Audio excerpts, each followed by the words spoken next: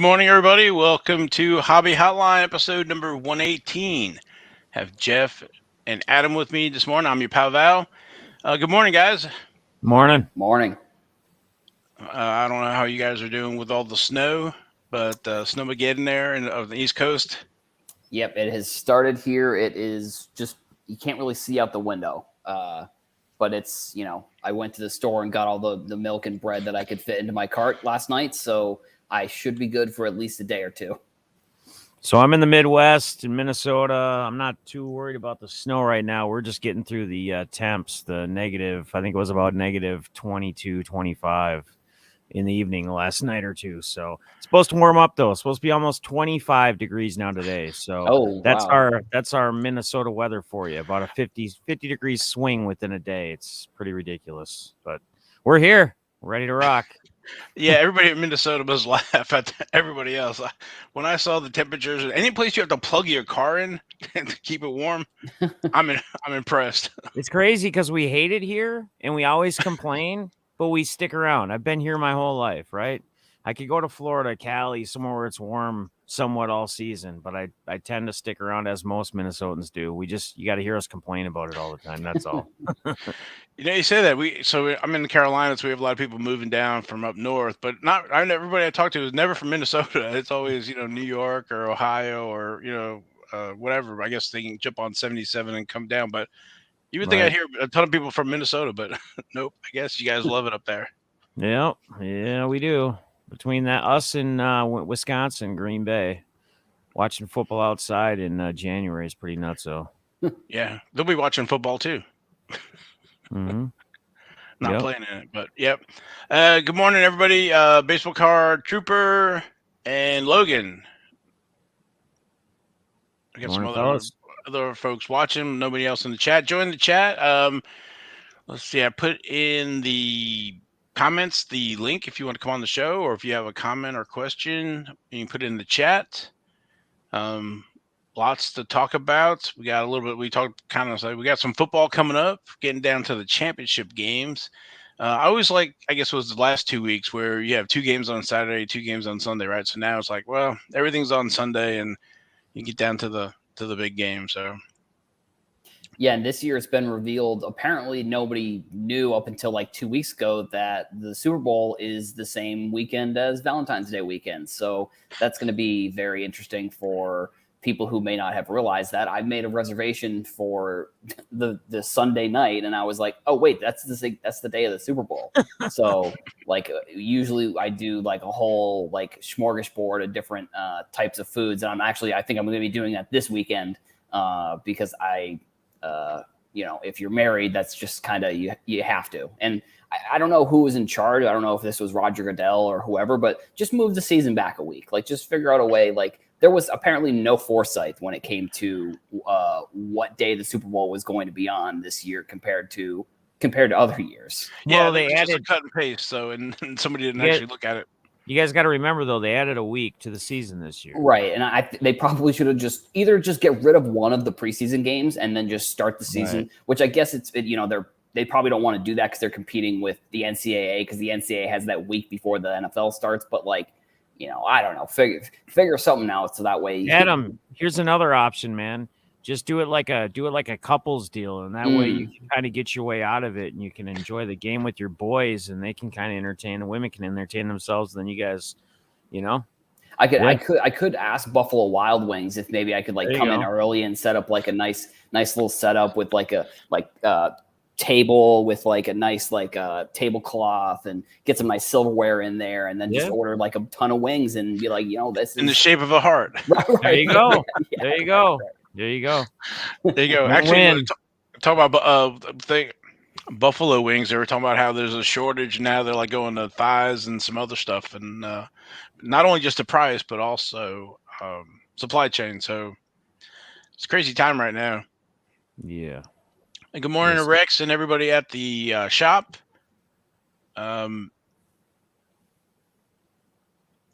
Logan's happy for a Brady-less Super Bowl. Right. I don't know everybody with the Brady rookies. I don't know if they're happy about that or not, but. Well, let's talk about it. We can talk about that for a second, right? Do we really I mean, hasn't Brady already done enough to solidify where he kind of stands in the hobby, or hasn't he? I think they should dedicate a wing to him because basically, I don't know, is there anybody? I'm not a massive football fan, but I do know that I think the number two behind Brady is there's a big gap. Right. So would another championship really made any real difference or real big change in kind of where he stands within the hobby and his value? Yeah, I mean, I think with his cards too, I just wonder, and I wonder this with like a lot of cards, like what is the eventual like top of the card? Yeah, Like the what is the ceiling. eventual Where's the like ceiling? where does the price get to where it's like does it just always go up? Like is it some sort of like vintage where it just, eventually it may not be 50% in a year, maybe it's 1 to 2% in a year, but like when does that kind of start dwindling down? I guess is, and as Right. I people hate me for it, but so I'm from Boston, so like, Yeah. thinking about Brady retiring, like I always thought that he would probably I thought he'd play at least 2 more seasons. Like I thought he'd play this year, and if he won this year, then he'd retire, and if he lost, he'd play 1 more season. But it looks like there's some rumors that apparently there's maybe some sort of retirement announcement coming soon. And I mean, Wow. I think that with his card specifically, I definitely wonder like where the top of what's the top price it can get to, like especially with there's 100 of those contenders championship autos. So like it like if those are selling for, I think one just sold through PWCC for like 1.2 or 1.5. I forget the exact price, but like, Right. does that get to 2? Does that get to like 3 million? Like, See, I just don't know where that card or that price of that card ends up stopping the growth of it. and in my opinion, the way I see it is like where he's already solidified himself as the GOAT quarterback in the NFL, whether you want to believe it or not. I mean, just look at what he's done, look at the championships, everything across the board. I think the next stand or the gap, in my opinion, where he really sees value increase is that Hall of Fame, induction. I don't think that him winning another Super Bowl where he already has 7 Super Bowls, I don't think that 7 and 8 really changes anything, right? I think it changes. I think there'd be more impact if he was sitting with, say, 1 and it's 2 or 3, but we're already up to 7 championships. Yeah, Is there another it's quarterback so that's going to come crazy. around and ever do that? I mean, so yeah, there's got to be some kind of space. I kind of say the same thing with like a LeBron James, right? I tell people all the time, when people are talking about buying prospects or younger rookies versus the older, depending on how they're going to collect, like LeBron could get hurt, be out the rest of the season. He could decide he's going to retire, and it's not really going to impact or change much of his value. It's just going to change again when he gets to the Hall of Fame. I don't think there's really much drop off. There might be just a little bit, but it's not going to be like he's just going to all of a sudden be no value and all of his value is going to go to loss. I just don't see it. So I know you guys have been in this hobby a while. Excuse me. That you have when they retire from the sport, they're gonna see a bump. When they go to the Hall of Fame, there's a bump. When they pass away, unfortunately, there's a bump.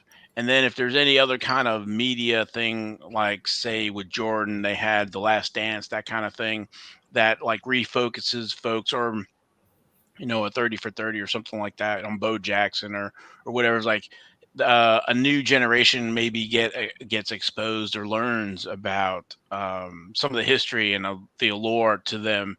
So I think you're right, Jeff, that another one's not going to do it. But I did see a meme, whatever. It's like, all right, if he can take the Jets to the Super Bowl, then there you go. then he would be like, But see, that's they'd going be to it. be a So lot different than him winning a Super Bowl with the Buccaneers, where he had Mike Evans, Chris Godwin half the season, Antonio Gronk. Brown half the season, Rob Gronkowski, and a great defense. He goes to the Jets that has nothing, and he takes right. them to the Super Bowl. Everybody's going to know that he did something absolutely mind blowing, once again. So yeah, that can make that impact. So like we talked before the show too, while we're on the football, let's just talk quick about like where Stafford stands if he does get to the Super Bowl, if he can win a championship.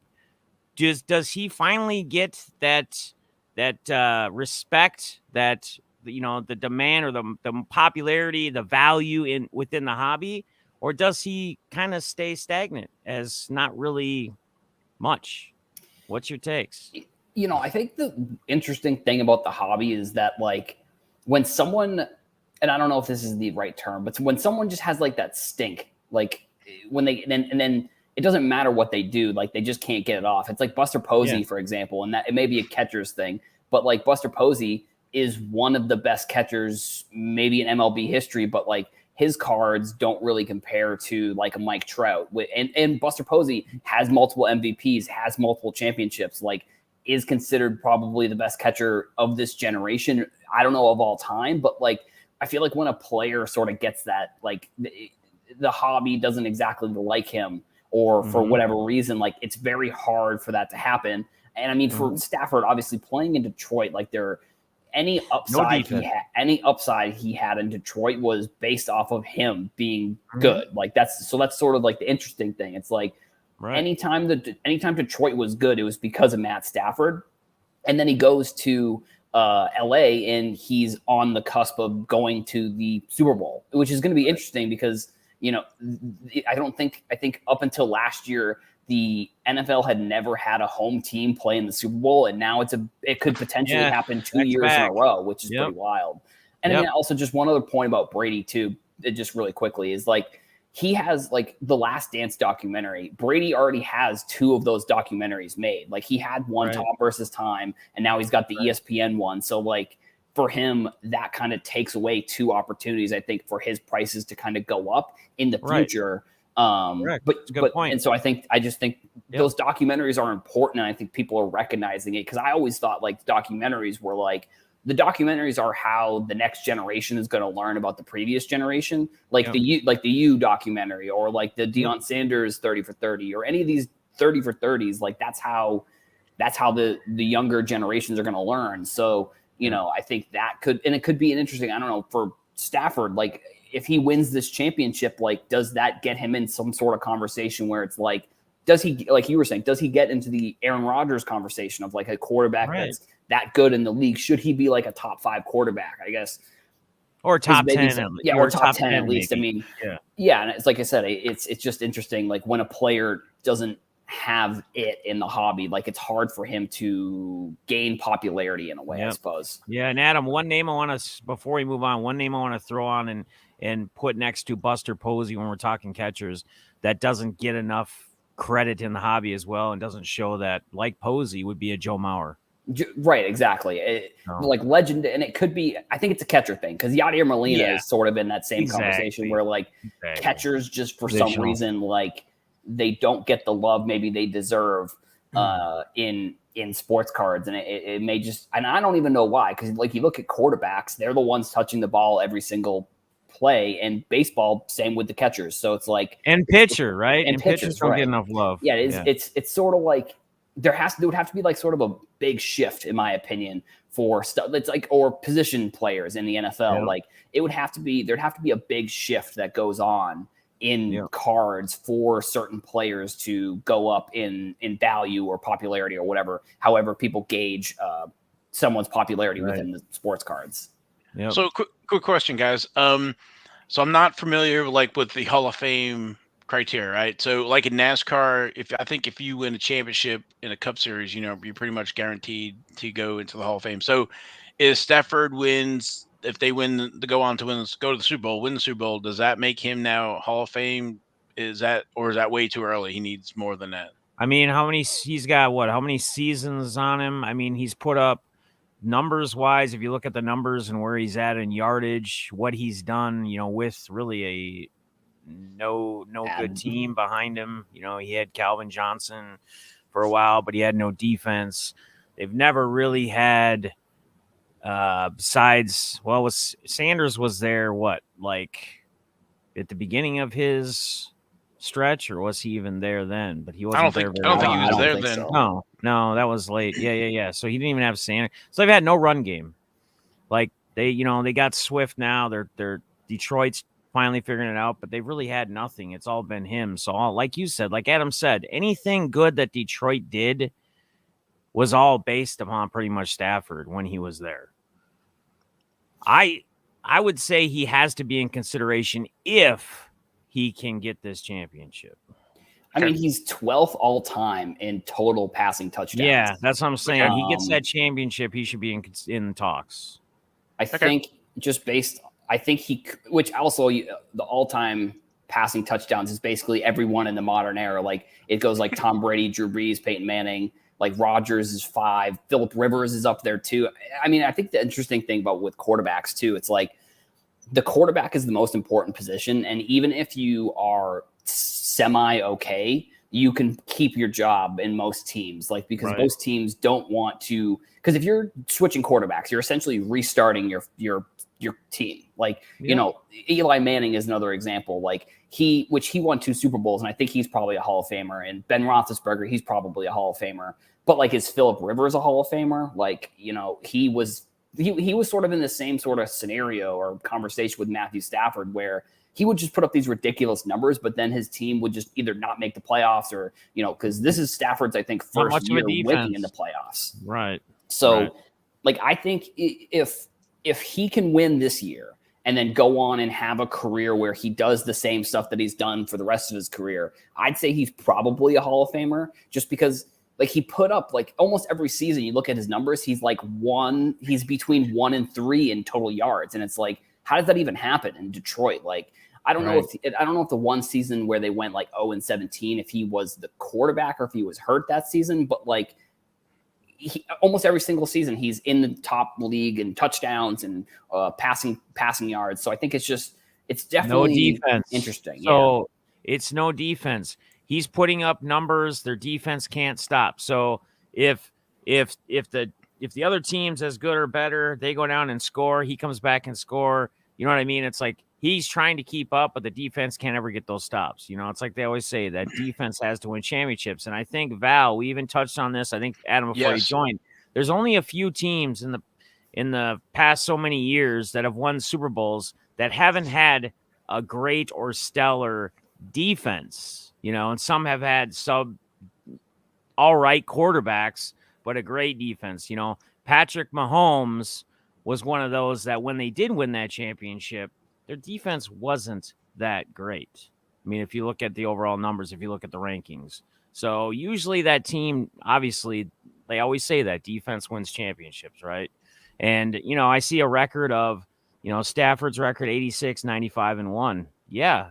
Look at where he's been. That's even like kind of impressive.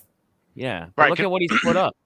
Yeah, so I guess that's what I'm saying. So the Hall of Fame, you don't need all the wins. He's got the yardage, the touchdowns, and stuff like that. And to Jeff's point, he doesn't have the defense. He would have had the wins if he had a better defense. It was almost like the game last week. You know, it was like whoever had the ball last, there was no defense within the last 2 minutes, and it was just going crazy. Did you guys see the stats on the overtime coin flip? I'm going to bring this up. Ian Report tweeted it. So in overtime, in the last 11 playoff games played in overtime, the team that won the coin toss has won 90.9% of the time. Only one team won that didn't win the coin toss in overtime in a playoff game in the last 11. Well, and I guess it goes right back to what you're saying, you know, with the defense and everything, this high scoring stuff in the modern age, right? With Brady and Breeze and all this other one. Adam, you were saying all the top guys, you know, whoever has the ball first is going to win that game. So let them play a time allotted overtime. Well, that's what I'm saying. You think that's going to make a change, right? I think there's going to be a change to that next year, especially at 90.9% winning percentage. I mean, I don't know how long they'll run with this, but if this continues to stay that way, I mean, let these guys play. Let Mahomes and Allen go at it in more minutes. Like Allen just had the greatest playoff run for a quarterback percentage wise, number wise this season, and yet he gets stiffed on a coin toss. And some would say, well, hold up. The defense has got to play. Hold up. Hold them. Well, it's the flip of a coin toss when you're talking these two teams that are high profile offenses. Right. I think also like the NFL isn't opposed to changing rules either. Like that percentage probably is very close to what the extra point percentage was like, and then they moved it back, and obviously that changes the game. I think the two solutions that I heard this last week that I thought probably they make sense, and that there's probably a way they could do it. Is either the first one that I heard that was okay. It was like just continue the game where it was. So like if the team that's going down to score kicks a field goal as time is going out, then the other team that was on defense then gets the ball to start overtime. And then the other one was if the team scores a touchdown and they kick a field goal, then the other team gets the ball. But if the team scores a touchdown and they go for 2, then the game is over. And I was like, that seems like even though you're giving up a touchdown, you're giving them a second chance to then get the ball back. And then you're giving them the opportunity to win the game as well. So it's like, I think that makes sense. And I think there's going to be, I think, a lot of off-season conversation about, and it's also interesting because it's like Chiefs fans were complaining about that's what happened with the Patriots when we played in the AFC Championship game a couple of years ago, but now they love the rule because it's just a very it's recency bias for the team that is winning that scenario. Apparently, so exactly. I think the NFL is definitely not opposed to changing the rules, so I think it's going to be something that it's like in the Super Bowl too. It's like you think in the Super Bowl when the Patriots beat Atlanta, like Atlanta didn't have a chance to get the ball back, but it's like in that scenario, it's like, but Atlanta had so many chances to win the game, not in overtime. So like, why should we allow the team to then get another chance, But it's like when you have like Mahomes and Josh Allen, it's like people don't want the game to end. Like they want each team to just keep going back and forth trying to score. Right. And it's like one of the best NFL games as the last like 5 years was Rams versus Chiefs a couple years ago on Monday Night Football when it was like 50-49 or whatever the score was. So like, I think that could be definitely a fun game to watch, but I don't think it's going to, that scenario plays out again, like in terms of that's how many points are scored. But I just think that's, it would be cool to see a rematch of one of the best games kind of the past. So the 70s card show says he has less yards than Eli, Rivers, and Matt Ryan. Yes. So what we're saying here is Rivers and Matt Ryan don't have that championship. So if he can get that championship, he's right up there with them, but he has that championship.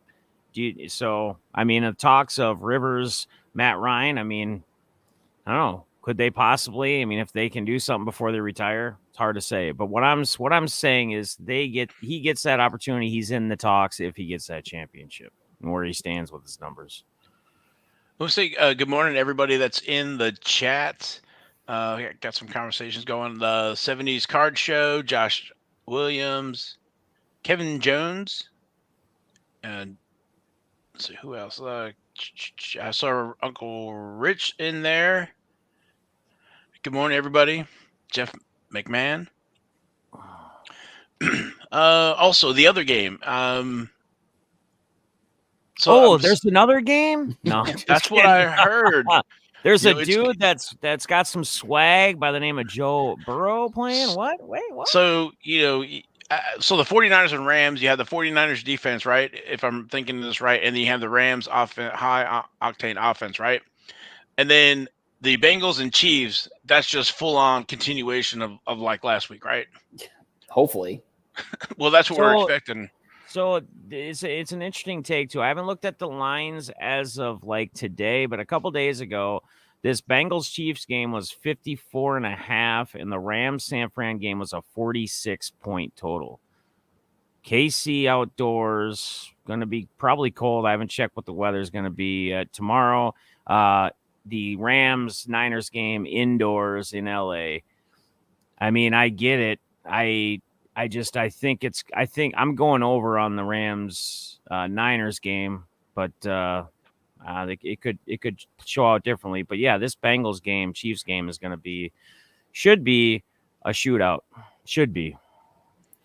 So I was going to say the Patrick Mahomes cards is another example of kind of the thing I was saying about Tom Brady. It's like, where is the top of the Patrick Mahomes prism silver? Or well, I guess prism technically silver because that's how the product was made in 2017, but like 9, and I guess it's definitely going to have the population control because of the way that product was produced. It's not going to be as high as like a Josh Allen or anybody from 2018 or past that, but like I just wonder where the top is for that card. And it's definitely something that I think about fairly often, like, because, when we give advice about cards and what's a good card to buy, it's like, is the Patrick Mahomes card, like, is that the type of card that's like a store of value in a way? And I don't really like necessarily using financial terms when we're talking about sports cards, because it can get kind of dicey with like what you're talking about. But like, is that the type of card where even if it doesn't go up significantly, this is kind of the floor price of where this card ends up being? Or in the offseason, does it go down? And then is it going to see the fluctuation that we see with other players? And I mean, Mahomes he's only in his 4th or 5th year. So it's like, where does he go on to be, does he go on to be like, and I don't like comparing him to Andrew Luck, but like, does he go on to be like an Andrew Luck where he doesn't, or Andrew Luck retired, but like, does he go on to not be good in the second half of his career, which I don't think is what's going to happen. I think he's probably going to be great, but like he's another guy. It's like, how many Super Bowls can he win in his career? And I think for the Chiefs specifically is like, they had a great situation with their cap. Like, all of their best players when they won the Super Bowl were still on their rookie contracts. Like, all their good defensive linemen, all their good offensive linemen, Travis Kelce, Mahomes, Tyreek Hill, they're all still on these rookie contracts. So like, they can bring in superstars at higher prices, but now they probably can't do that as much because Mahomes took that $1 trillion contract or whatever the contract he took. So, with those cards, like, where does that end up going? And then for, I guess, Burrow, like, does his silver become what Patrick Mahomes' base card is? And then maybe the regular prism isn't as high. So it's just a kind of a pull and push and pull of like where these cards can go and where we want them to go in a way. Right. Yeah. Val? I was say with Mahomes. So Mahomes, if I remember right, it has one championship, he won one Super Bowl. Yes, Okay. And then he lost to Tampa last year. Right. Okay. So he's, if they can win, I think, what Adam was saying and Jeff, that okay, if he goes on, they win, he gets 2. He's probably looking at the Hall of Fame, and I don't know. It has some increase, whatever. But let's go on the other side. What if the Bengals can pull this off, right? And then Burrows now, is he the new, heir apparent, gunslinger? And I think Adam, I don't know what's the right thing. I heard it called luck, or you call it stink, or whatever else. Is that okay? Then he turns the Bengals around, right? So the Bengals have had, say some whatever. Bad luck, whatever it is, they haven't been able to make the playoffs. But if he can take them to the promised land, then that's incredible for the hobby, and I think for his cards to just be, I don't know where the top would go, right? Because everybody has to have them. So right, I think it'd be the same as Mahomes, like what happened to Mahomes, right? Yeah, like when Mahomes did what he did, it would be that same kind of scenario, And it's kind of interesting because even with people that are watching, we see a lot of Josh Allen talking here, even though they're not moving on and going. But that just goes to show you that people talk a lot of underrated. Like, even though we're talking this Bengals Chiefs game right now, like Josh Allen is probably a guy that probably is still possibly undervalued. And he's, unless something crazy goes, like the talk we're saying, like Mahomes all of a sudden takes a flip and just all of a sudden isn't good anymore, it's going to get interesting. So yeah, to the point, if I guess everybody's expecting the Buffalo Bills to be there next year, right? And he's kind of like the Bengals fans, if they can get to that promised land. Again, if there was some more time in that game, or if they won the coin flip or whatever it is, it'll be epic. So, yeah, I think you guys are right about Josh Allen and Drew. I mentioned as well, and Burrow. So it's always exciting to see this. And again, because of the way the games are and the season is getting at that pyramid to the top of the Super Bowl, and maybe it's time to pick up some Josh Allens while everybody's looking at Burrow and Mahomes. So it's a good point. That's a really good point. Because that's what I usually do with NASCAR, right? I'm always looking at or getting a list of what I want in the off season, because out of sight, out of mind. And then come Daytona, it's full on for everybody. So, right. Yes, sir. I saw one. I don't know if you guys have any experience with this, but eBay made an announcement on the authentication service. You guys have any thoughts on that? I saw it was like I think right now it's at 750. Anything over 750 now, and then I think it's going to be down to 250. And I also saw that it was an option, but it wasn't going to be required. I just wonder. I wonder, like, obviously we've seen some issues with cards not being authentic, but like, do we need another like authentication service like when you're trying to sell a card? Like, I just think that there are going to be issues with some cards where they're not authentic, but like, how much extra time is this going to add to trying to buy and sell on eBay?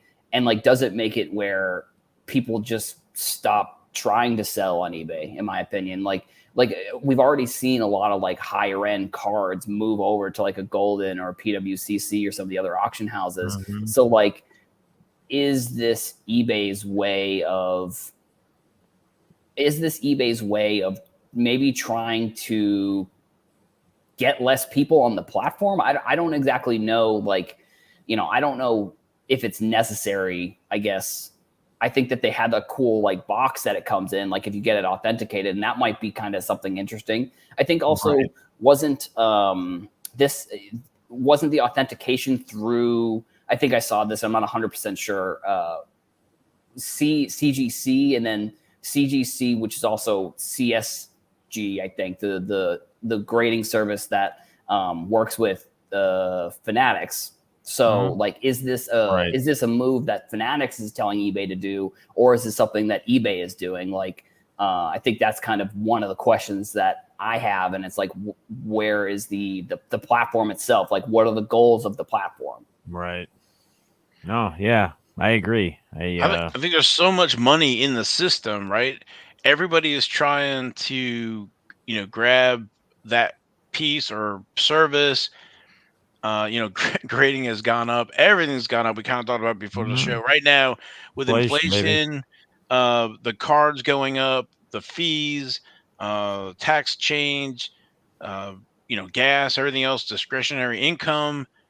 Uh, it's just every which way in cards, and I can, definitely everybody's trying to stake out their piece, and I can understand eBay wanting to do that, make that more of a safer place to buy high dollar cards, because cards have gotten increased in value. And I think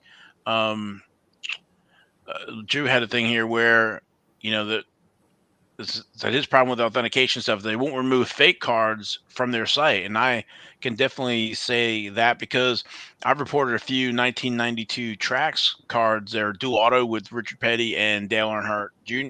Dale Earnhardt Sr. So you got two epic 7-time champions on that card, but this is from 92, and that's before, I guess, the card companies were and maybe they got out through bankruptcy or whatever. But basically it takes you a minute to realize that they're fake, and eBay won't do anything about them.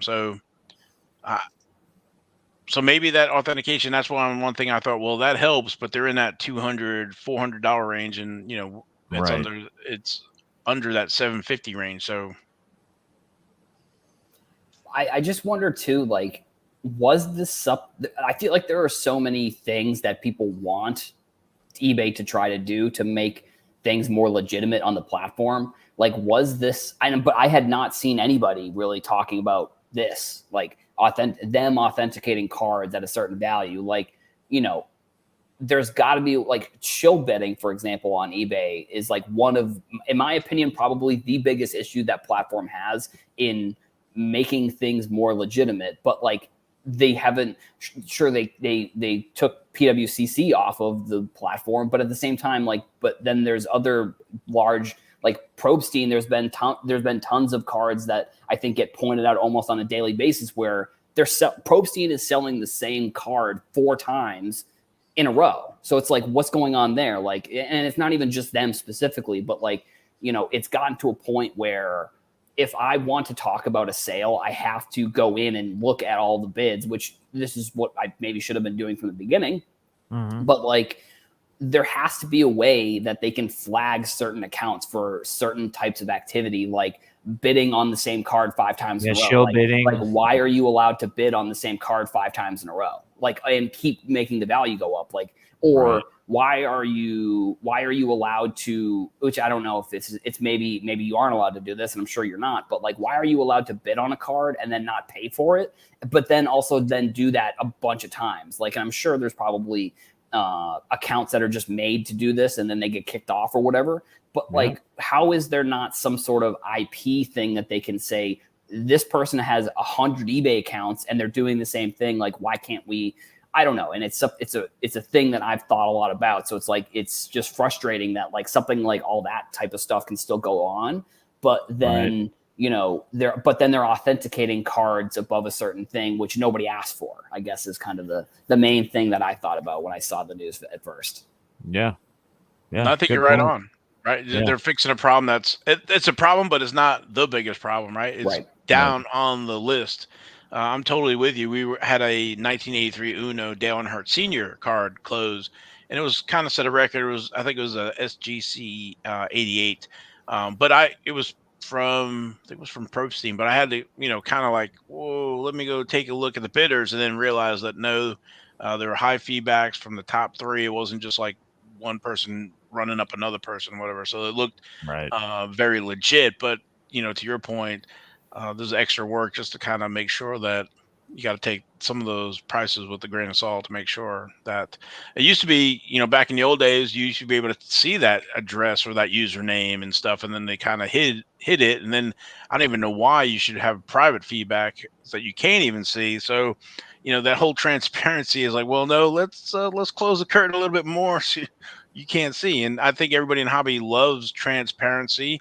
I know maybe it's intellectual property or something like that. I was thinking maybe PSA or something like that to be a little more forthcoming with how they do stuff, but maybe there is, try to stem competition. But I think in the hobby, you definitely want transparency. You feel, better about, because you're spending a lot of money on these things, right? It's not the $1 or $5 cards. I mean, $500, I think to me anyway, is a lot of money for a card, let alone thousands. So. Yeah. I wish that there was a way to. I wish there was a way to see more account history, I guess, on eBay, because like I said, if you see an account that has bid 5 times on a card and nobody else is bidding on it, and then you go to their account and then they're doing that on a bunch of other cards, like, how is that not some sort of red flag on the platform to be like, you can't, or like, I think that there should be the kind of some of the things, solutions maybe that I've thought about is like, you should have to either some sort of application, or you should have to like qualify to bid on cards at a certain level. Like, you shouldn't be, if you're a new account with 0 feedback, you shouldn't be allowed to, and I guess allowed to, I'll put in quotations here, you shouldn't be allowed to bid on a card that's over $1,000. Like, and I guess it comes down to, maybe it's somebody is new, but I feel like somebody that's coming in to eBay with 0 feedback it just feels like the profile of someone with 0 feedback isn't someone that's buying a card over $1,000. And if they have the money to buy a card that's over $1,000, and they're new into the hobby, are they looking at eBay, or are they looking at PWCC, or are they looking at Golden? Like, things don't add up on the platform, and it feels like they're trying to fix an issue that isn't something that people really ask for. Put a verification process in place, and if after you hit this many steps, or you get some kind of feedback on, like you said, having a dollar amount set or something to where they can't buy or bid or max out at a certain spot, and then once they hit a certain window, but then again, is that going to scare people away that would be actual legit buyers, right? That just maybe they just decided, hey, eBay's been around forever, but you know what? I've never searched eBay, and I'm looking for a specific card, right? I'm looking for that specific Joe Burrow, and I've been hunting and chasing a certain graded one, etc. And then they find it on there, and they've never used the platform, and then they miss out on that card, and then they start complaining and whining. But how do you fix that? How do you control that? I mean, how do we get there? You know what I mean? Or how does eBay get there to get it fixed?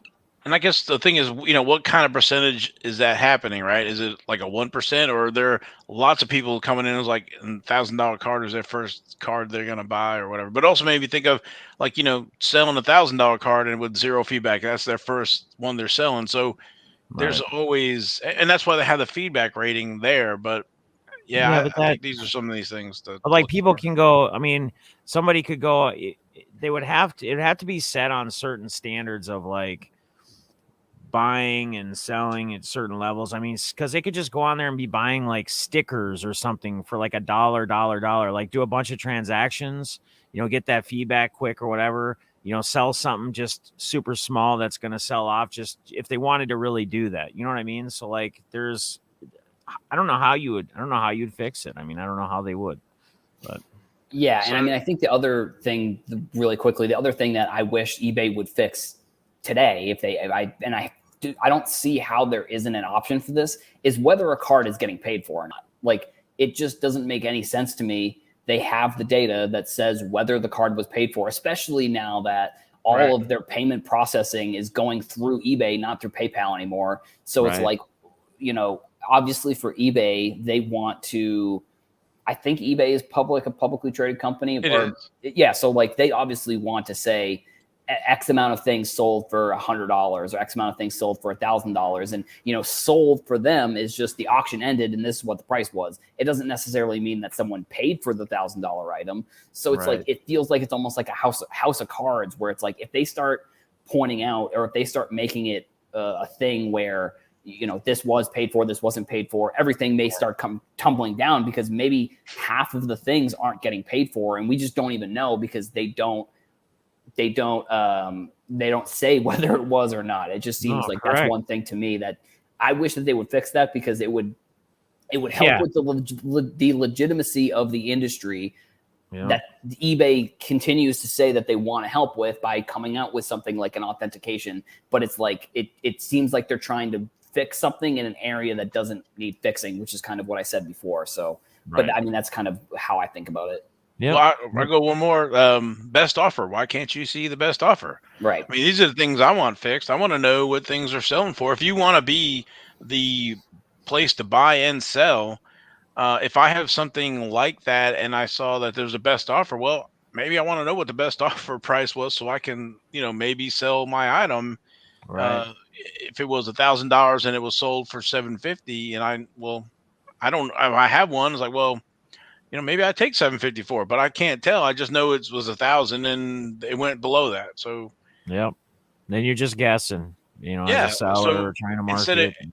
Yep. instead of eBay using I mean, they have all this data, and that's one of the things I could see, like with Beckett and them, they're kind of like asleep or they're looking at other segments, whatever. But it's all about the data. We have all these other things, card ladder and everything else. They're all pulling the data, but they should, they have it. They should you make that the source, the true source of value, what things are selling for and things are people buying to make it a real marketplace instead of these hidden things that we don't know if it was sold or not, if it was paid for, and then we don't know what these best offers are. So,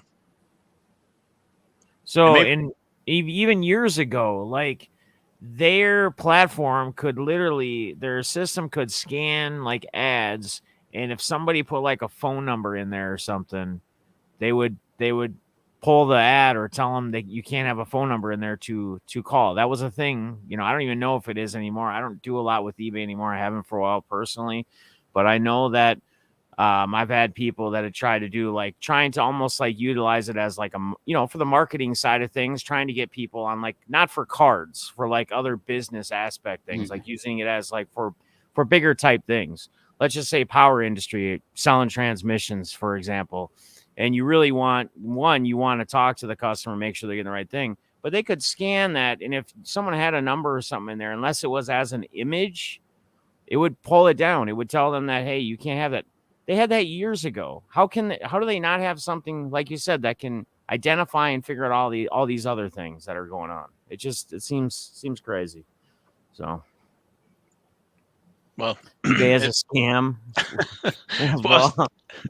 well, we had all that category changes, right? And I thought that was partly to help, generate these pricing and stuff like that. That eventually they could, create a price guide or whatever it is, or some kind of another service to get card prices, whatever. Because I don't know if it was in the email from the authentication that they said, how many billions of dollars, or whatever, that the card category generates. So it's real Right. money. It's not like Right, it right. was years ago with the $18 for a wax box of tops, 50 cents a pack. So Right. it's now a multi-billion-dollar industry here. So we'll see Anybody what want to else. call in? Questions? Get on the show with us. I thought who was at a show this morning? Was maybe someone going to check in or something? I thought I saw that. Oh yeah, I think it was 1 Million Cubs was at a show. Yeah, Bo. Let's see. Appreciate you, balls.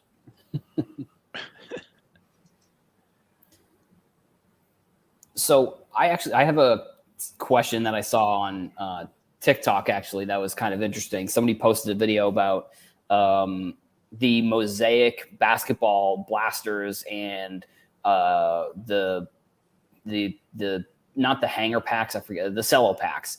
They've been available on the website, and in the past, usually those are selling out within like a couple minutes. And yeah, their question was like, why, like, where is the shift? Like, what happened? And I mean, I'm interested to see what you guys have to say. Like, I think, because the question I think they were asking was like, is this people who were trying to buy and sell these packs just not doing it because they don't want to buy the inventory online versus going into the store? Or in my opinion, it might even be just that they're actually producing so much of it that like it's selling out is nearly impossible. So I'm interested to see what you guys have to say. Like, I don't know if you have bought any stuff from Target, but like their selection is actually pretty decent on most days. Like if you check in the morning, most of the time they have some good stuff.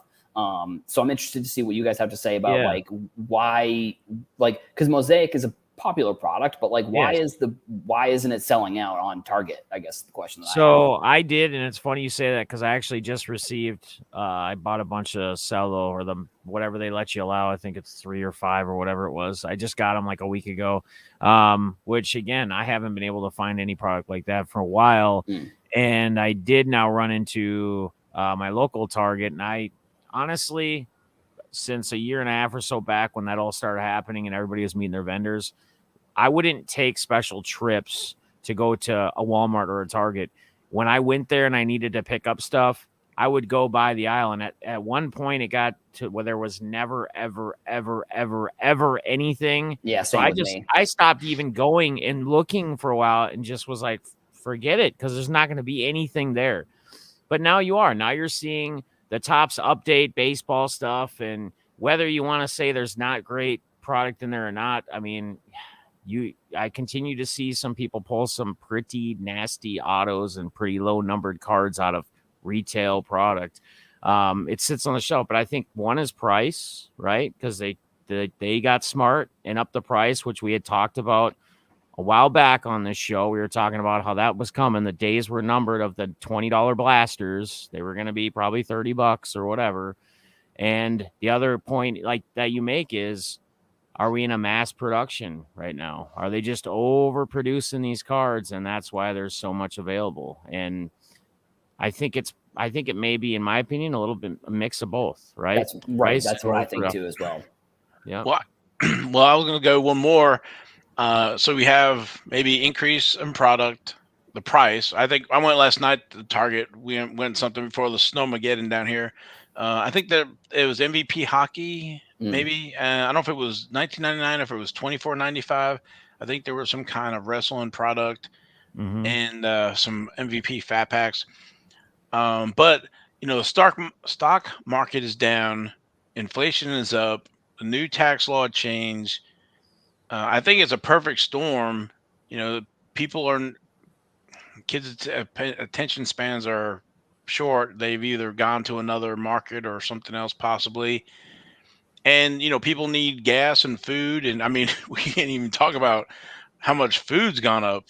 I don't know how much you guys do any of the grocery shopping or not, but And I think when when the stock market is up and people feel like they're rich or not rich, but they have money, they have a discretionary money, gas and transportation's up to increase all these prices. So I don't think people are, feeling like they have all this extra money to spend on cards. So, and again, Right. it's like a scratch off now.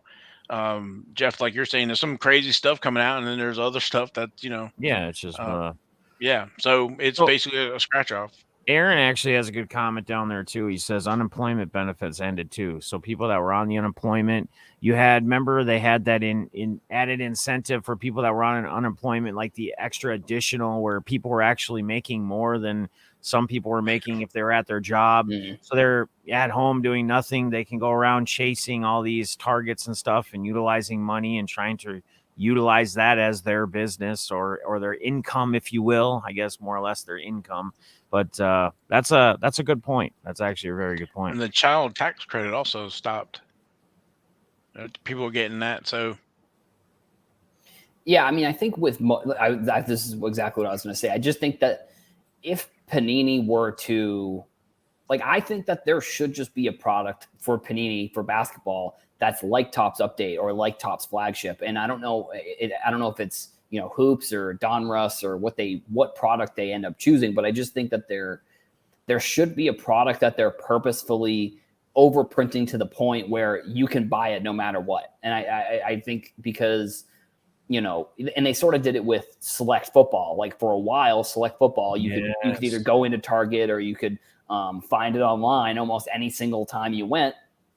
And I don't think I don't like that idea for Select specifically. No. But like if they had Mosaic was a fairly, because it used to be an insert in Prism and then they made it its own product. Like I think last year was the first year for football and then 2 years ago was the first year for basketball. But then what they did with like the Zion and Ja year is they had a print run of it like they do normally, but then they had like, apparently from what I heard from people that were pulling in at retail, they had a print run and then they didn't have it for a couple weeks and then they just had a whole nother print run. So like we didn't know how much of it they were actually going to make. Right. And like, so for the first half, it was like, okay, it's going to be roughly the same as, Prism or Optic or Donruss or whatever. But then they almost doubled the print run by coming out with another set of it. And so I think it's a good idea to make a product like that. I just don't know what product they should be doing it with. Like, right. Because, you got to figure that Mosaic is probably more expensive for Panini to make than Donruss because it's a Chromium product. Right. But at the same time, it's like, well, maybe people want the Chromium product more than they want the paper product. So it's like, maybe then you should make more of it. It's really such a nuanced and there's so many different details of it that like, there's not one fix, I think. So it is just interesting to see how much of this Mosaic there will be and how much you can, like, I'm assuming if you're watching the show, you could go to Target right now online, the website, and it might even still be in stock. I think because it was in stock all day yesterday, and that usually doesn't happen. Right. So what do you guys think the lead time is for these products? 6 months, maybe? So they're putting those orders in. What I'm saying is these were printed, 5 months, or these the cards were produced or designed, and then the order put in, and for the printer to print so many or whatever, and so it wasn't last week they decided to run those printing. So I guess what I'm looking at is the market's kind of changed here in the last 3 or 4 months, whatever. I think anyway. So are we looking at that? Well, they expected the market to be one place, and then the market's really another place, and then so it looks like overprinting just because of the market contraction or whatever. So that could be, but like even Adam said, like the whole going with Select, right? Select used to be a non-retail product, and then now they started doing all these additional die cuts, insert specials. So now, like with these players, right? Joe Burrows and whatnot, you got all these additional added Select rookie variations. You went from just whatever the few that they had within the numbered and whatnot. Now you got all these other die cuts, different styles from the special blasters, megas. I mean, I don't know, man, but I agree. I think there should be some kind of product that is maybe overproduced. But then on the other end, leaving alone when you get a product like Select that's just supposed to be a select product, let it be. Don't try to like overproduce it and make it retail and everything else. Like make it hobby exclusive.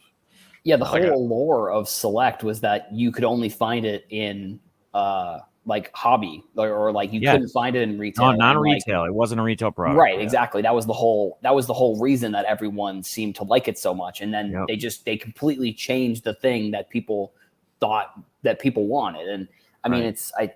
I'm wondering, like, if I'm Panini, like, where do I, like, the IP and the brands, like, how do I make a brand, and how do I make it more popular? Like, is it printing more of it? Is it, expanding on it? Like, I don't necessarily like Clearly Donruss, but like, Right. is it making a secondary product that has the same name? Like, I thought what they should have done realistically is make a Prism product, but make it a paper Prism product. So like, do it like how Optic and Donruss is the same thing. It's just one's Prism or one's Chrome and then one's not Chrome. I thought that Right. they should have done that with Prism, but instead I think they sort of went the other way, where they turned Hoops into Hoops Premium. They turned Hoops Yeah. into Prism whatever. Right. But I think they should have done it the other way. They take their biggest product and make a more available option at like make it a different product, but with the same name, Yeah. just a paper product of it. So I don't know. I mean, that's kind of how I thought of it, but like at the same time, like, a lot of the products are selling out, and I'm sure they're doing fine financially, but it's just something where I don't know. There's been a shift, but like, is the shift, has that affected products as much as maybe we think it has? And I think yes, but I think we'll never exactly know. No, right. Exactly. I was thinking of like Tops Total used to be like a low end type, no autos, I think, and it was just base cars, more of an introductory type product. But I do like we have Donruss in racing, right? So we have the Donruss. It's I think it's like a 200 card set, and then we have the Optic, which is kind of give you a little chase with the Chromium until Prism comes out. So Logan says he thinks it's like 8 to 10 months, I guess, for the lead time or whatever for that. And he mentions Uncle Rich, but Uncle Rich, I don't think has chimed in. He would, if anybody would know it, he would know. Yeah, and if he was here, he probably would have been in with us as of now. Yeah, that's true. That's true. Let's see. So the thing with Fanatics, I've thought about this, and some other people have mentioned this too. Is like, we're talking about the stock market being high. Did Fanatics buy or get into Major League Baseball and all those licensing stuff at a high time? Did they overpaid, but did they really overpaid compared to now? What will the market be like when they get in? So Uncle Rich said 11 to 14 months for a product from Wow. beginning to market. That's a long time. That's longer than I thought. So if they're putting in orders to print and everything else, and then there's definitely a lag for product. But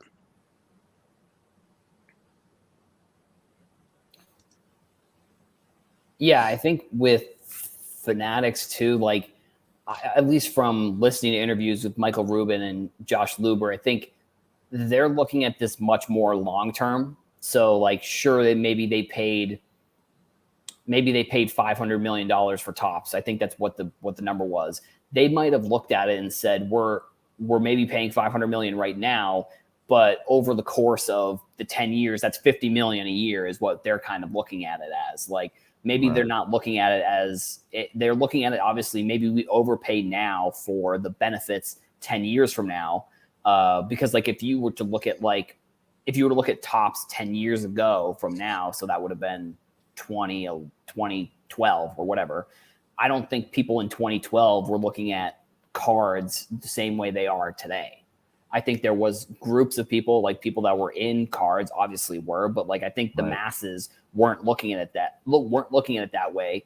And I mean, even 20 years ago, like LeBron's rookie year, like people in 2003, people weren't looking at like they didn't think that the LeBron James Topps Chrome would eventually, a PSA 10 or whatever, would get to 40,000, which is down from that. But like they didn't think that card would. It's the same with like Pokemon. Like that's why high graded Pokemon cards are harder ish to find, because like nobody opening that product as a kid or as an adult thought those cards were going to be worth anything in the future. Like even the first edition stuff, like nobody like, and it's one of the things that's like the game MetaZoo right now. People are probably looking at MetaZoo more as collecting than they did Pokemon did when Pokemon first came out. And it's hard to compare those two because they're not necessarily the same. But like I think the MetaZoo is the Pokemon of this era right now in terms of like the new game that just came out,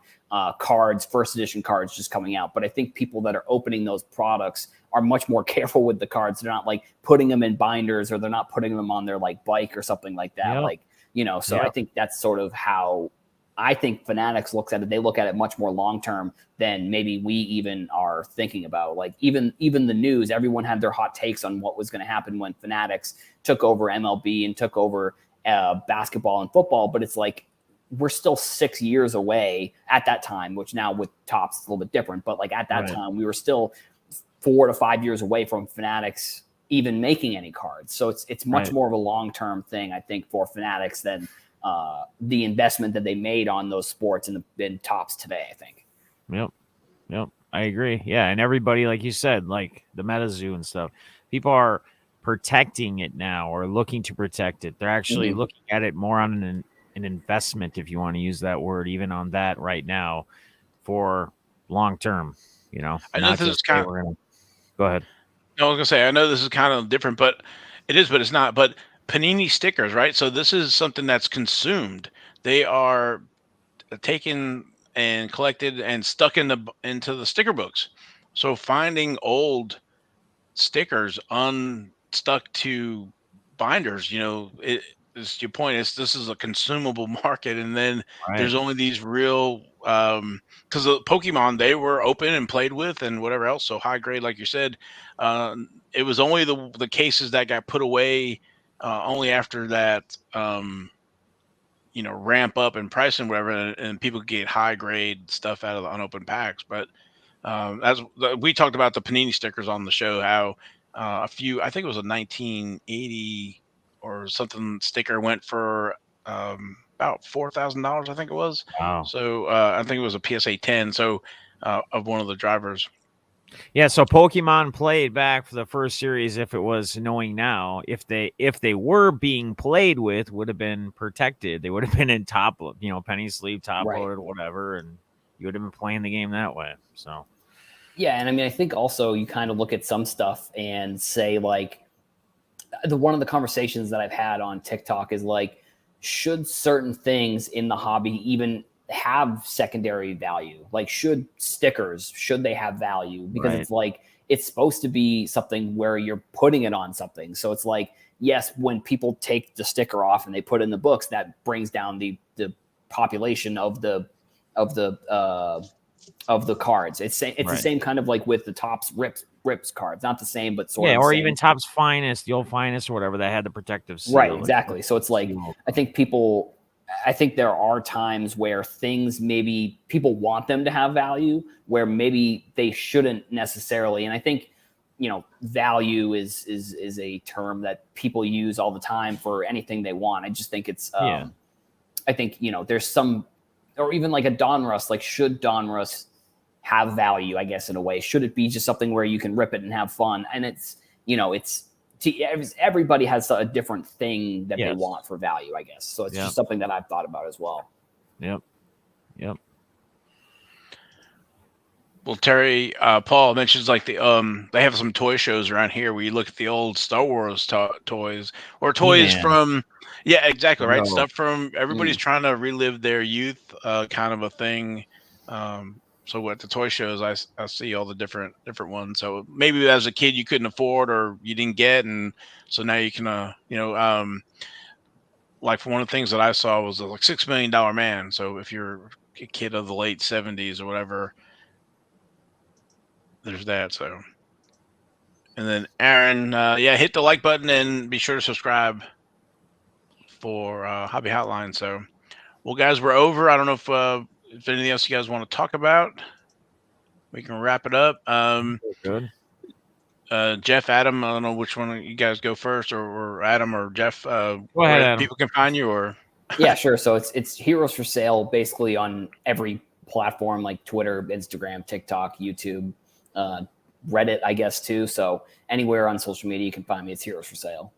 Yeah, Deafness45 link tree, just Deafness45 at I am Deafness45 on Twitter, YouTube, Deafness45, etc. Yep.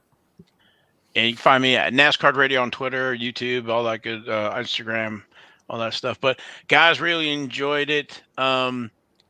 Everybody in the chat, thanks. I think it was a great show. Appreciate it, and enjoy the games tomorrow. And there'll be another group in on Tuesday, Hobby Hotline. So make sure you check it out. And we're out of here.